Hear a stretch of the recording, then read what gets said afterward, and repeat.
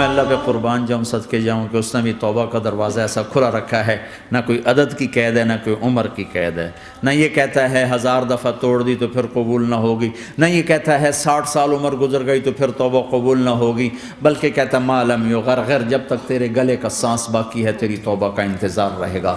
اور پھر ساتھ یہ کہتا ہے کہ تو اتنے گناہ کر کے زمین سے اٹھا کر آسمان کی چھت کو لگا دے، پھر ایک دفعہ کہہ دے یا اللہ معاف کر تو میں سارے ہی معاف کر دوں گا، ولا ابالغ، مجھے پرواہ بھی نہیں ہوگی، پرواہ بھی نہیں ہوگی۔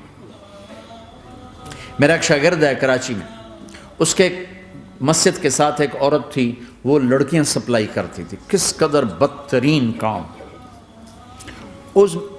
اس نے، میرے شاگرد نے اس عورت کے بیٹے سے دوستی لگائی اور اس کو میرے بیان کی کیسٹ دے دی۔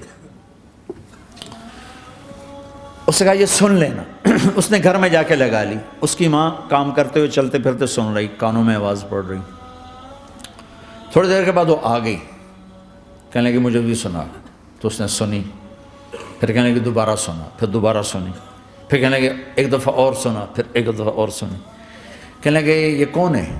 کہ پتہ نہیں کون ہے۔ کہ کس نے دی؟ کہ یہ مولوی صاحب جو مسجد کا اس نے دی۔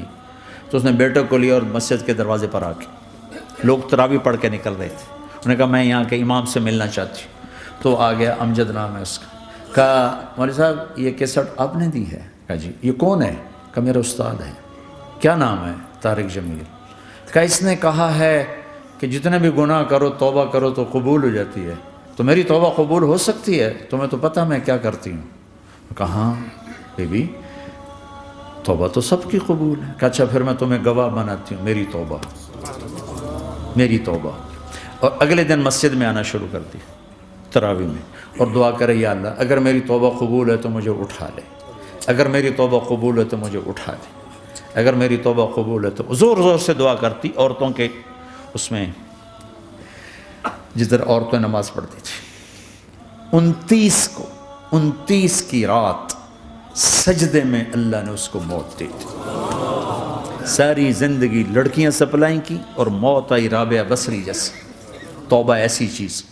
میں نواب شاہ میں تھا تو ایک وڈیروں کو جمع گیا، وڈیرے مسجد میں تو آ نہیں سکتے، سندھی وڈیرے، تو ہم نے ایک وڈیرے سائیں کے گھر میں ہی بیان رکھ دیا، تو وہاں آ گئے سارے۔ تو ایک وڈیرے کو لے کر بڑی مونچھیں اور جلالی چہرہ اور بہت غلط زندگی، میں نے بیان کیا، وہ بیان میں روتا رہا۔